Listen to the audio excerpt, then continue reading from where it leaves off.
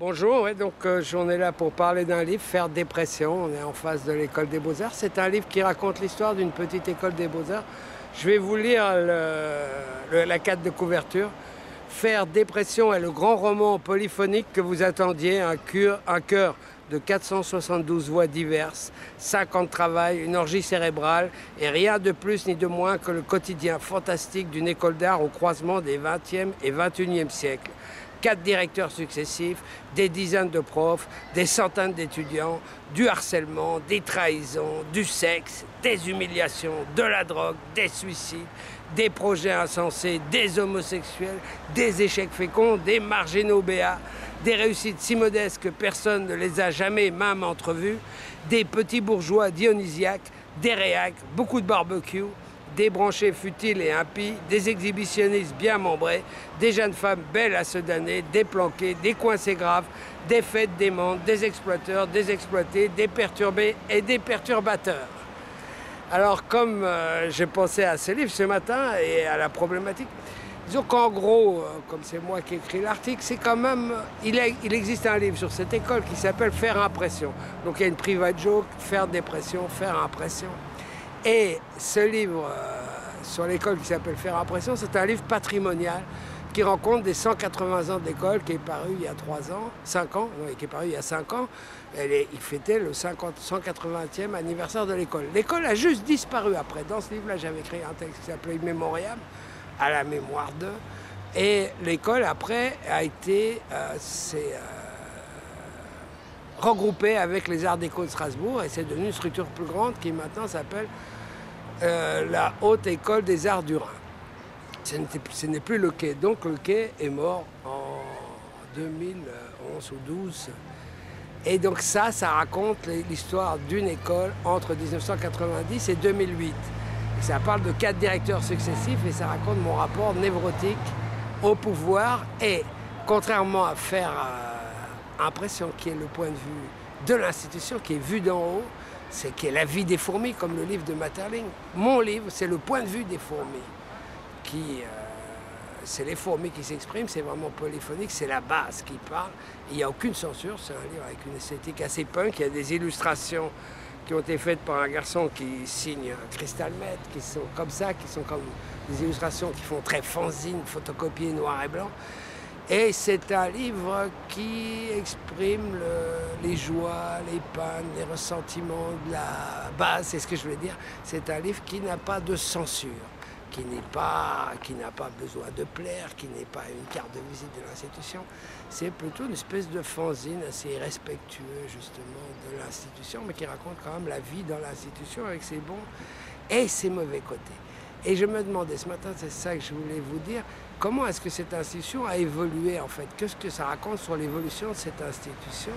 Ce que ça raconte, c'est que je suis arrivé ici en même temps que 6 autres professeurs qui ont été engagés, avec un nouveau directeur, que l'école s'est modernisée et mon école, donc je la documente sur ce que j'ai vécu.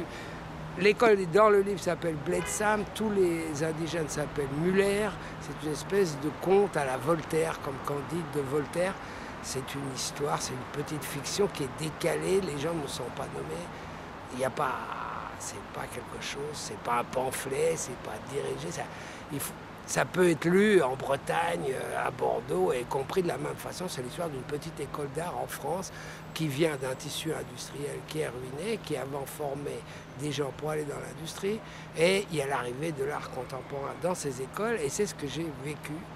Et maintenant, on est de nouveau dans une période de reformatage. Il y a tout un discours sur la professionnalisation des écoles. Donc nous, on a vécu un pur moment de gratuité qui était plutôt aventureux. On luttait contre tous les formatages, on faisait des expériences, les expériences étaient permises. Et maintenant, il y a un discours d'efficacité qui revient. Par exemple, le fait d'avoir regroupé les 2 écoles, c'est dans l'idée de l'efficacité. Il y a des gens à Shanghai, qui est une ville chinoise, qui notent les écoles et il faudrait être bien placé il faudrait être vu à l'international, enfin. Et l'idée que si c'est plus gros, c'est mieux. Et on était plutôt, nous, par exemple dans l'école où j'ai enseigné, dans l'idéologie inverse, c'est petit, c'est planqué, c'est bien, on fait un peu ce qu'on veut, personne ne nous emmerde, c'est cool, tant mieux. Et maintenant, tout le monde est noté. On nous a demandé des CV. Il y a des audits sur toutes les écoles en France. Ils voulaient en fermer une partie. Les États sont notés, vous savez, à A+, à moins. Tout le monde s'est endetté. Enfin, c'est une espèce de moment assez pénible où tout le monde doit se justifier d'exister. Tout le monde doit dire qui il est, pourquoi, qu'est-ce qu'il va faire, à quoi il sert, tout ça. Et moi, j'ai beaucoup aimé, dans mon expérience de prof, faire des choses qui ne servaient à rien. Et je ne me suis jamais beaucoup inquiété. Et dans ce sens-là, on pourrait dire que cette école qui est petite, qui n'a pas bénéficié d'un gros apport d'argent, était une bonne petite école, mais qui ne formait pas des artistes. Les écoles d'art ne forment pas des artistes. On ne va pas à l'école pour devenir artiste. C'est un peu plus compliqué que ça. Mais cette école ne forme pas non plus des chômeurs. Cette école a une espèce de... C'est un endroit psychosocial où il y a des paumés qui viennent et on les aide à reprendre un peu le dessus sur leur propre vie et ils sortent, ils sont assez polyvalents et ils retrouvent relativement du travail parce qu'ils sont assez souples, ils s'adaptent bien, ils ont acquis un certain bagage technique, une façon de se familiariser avec les choses, un peu de culture générale, en tout cas on leur a donné le goût à plein de choses qu'ils ne connaissaient pas.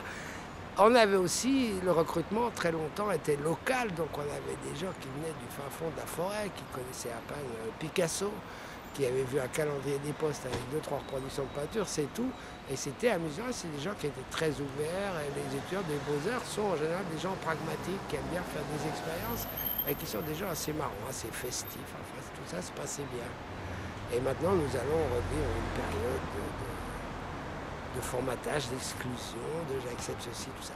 Alors, ce livre, je suis là pour vous parler de Faire dépression, est un livre assez marrant, plutôt trash, assez qui part, où toutes les voix s'expriment, et c'est quelqu'un dit ah mais c'est blanc, tout de suite après quelqu'un dit non c'est noir, donc ça part un peu, c'est assez libre, c'est assez ouvert, c'est pas du tout dogmatique, c'est assez expérimental, la forme est ambitieuse en ce sens où elle est facile d'accès, c'est très facile à lire, c'est assez marrant, ça ressemble au livre publié aux éditions Aléa sur l'histoire du rock'n'roll. C'est le modèle de ce livre, c'est par exemple Please Kill Me, il y a un chapitre qui s'appelle Please Don't Kill Me, et c'est un hommage à un livre qui avait été fait par les gens qui ont inventé l'étiquette punk, mais à New York avec Lou Reed et avec les Ramones et avec Billy Idol, c'est tous ces gens-là, avec Suicide.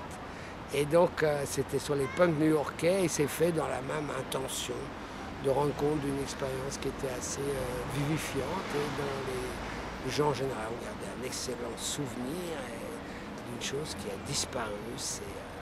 Mais ce n'est pas du tout nostalgique, la vie continue et puis on fera autre chose demain.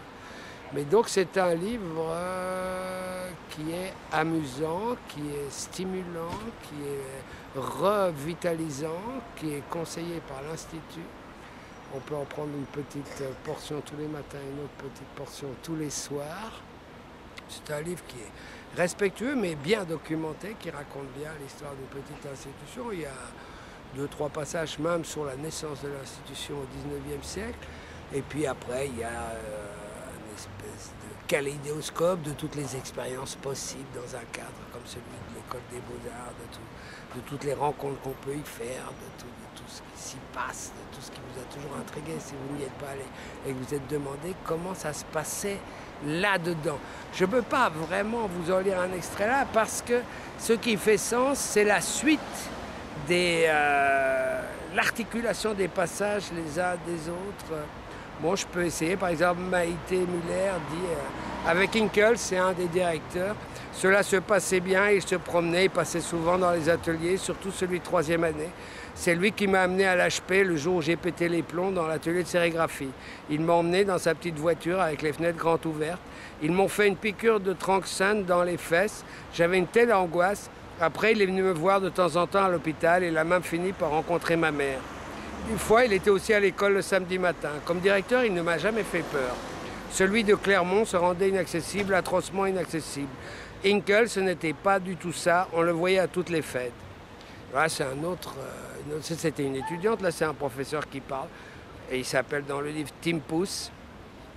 Hinkel était capable de lire Le Bottin ou un journal d'annonces gratuites, tout plutôt que bosser. Et il parle donc de son directeur. parapher un document lui semblait souvent une tâche insurmontable. Il aimait la musique baroque, les romanciers américains, la musique world et les jeunes femmes. Il était toujours disponible et préférait ce que j'aimais beaucoup, moi aussi, les repas en tête-à-tête aux grandes tablées. Il passait la plupart de son temps dans le hall de l'école à raconter des histoires plus ou moins salaces sur les uns et les autres. Il connaissait la vie sexuelle de la plupart des étudiants. Et s'il ne connaissait pas celle des profs, c'est sûrement parce que la libido des vieux ne l'intéressait pas du tout. Nous redonnons maintenant le contrôle de votre appareil de télévision jusqu'à la prochaine émission de... Le Furet